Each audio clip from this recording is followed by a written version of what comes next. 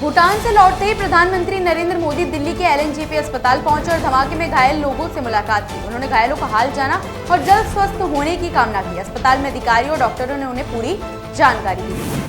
गाबोरोन में द्विपक्षीय वार्ता के बाद राष्ट्रपति द्रौपदी मुर्मू ने कहा कि भारत और बोत्सवाना के मजबूत संबंध लोकतांत्रिक मूल्य और आपसी सम्मान पर आधारित है। दोनों देशों ने व्यापार, कृषि, ऊर्जा, स्वास्थ्य, शिक्षा, रक्षा और डिजिटल तकनीक जैसे क्षेत्रों में सहयोग बढ़ाने पर सहमति जताई। उन्होंने साझेदारी को और मजबूत करने की प्रतिबद्धता भी दोहराई।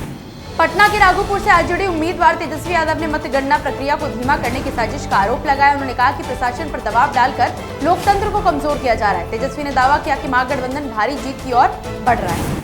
लखनऊ में मुख्यमंत्री योगी आदित्यनाथ ने कहा कि उत्तर प्रदेश में हॉकी ट्रॉफी का आना राज्य के स्वर्णिम इतिहास की याद दिलाता है। उन्होंने मेजर ध्यानचंद और केडी सिंह बाबू के योगदान को याद करते हुए बताया कि मेरठ में मेजर ध्यानचंद स्पोर्ट्स विश्वविद्यालय बनाया जा रहा है और बाराबंकी में केडी सिंह बाबू के पैतृक घर को म्यूजियम में बदला जा रहा है।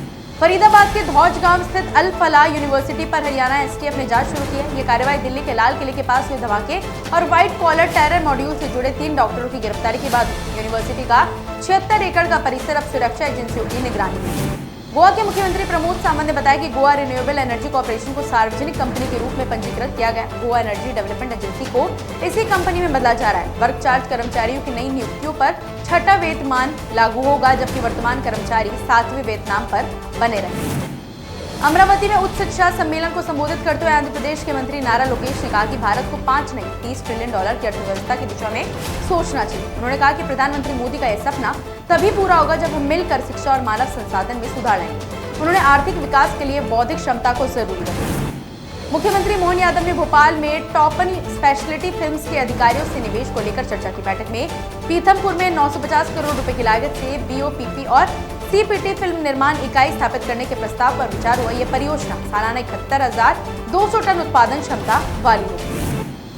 लखनऊ में सपा प्रमुख अखिलेश यादव ने एसआईआर प्रक्रिया को लेकर सरकार पर निशाना साधा। उन्होंने कहा कि बेरोजगारी बढ़ रही है और एसआईआर इसलिए लागू किया जाए ताकि युवा नौकरी की मांग न करें। अखिलेश ने दावा किया कि एसआईआर खत्म होते ही पंचायत चुनाव और फिर विधानसभा चुनाव होंगे।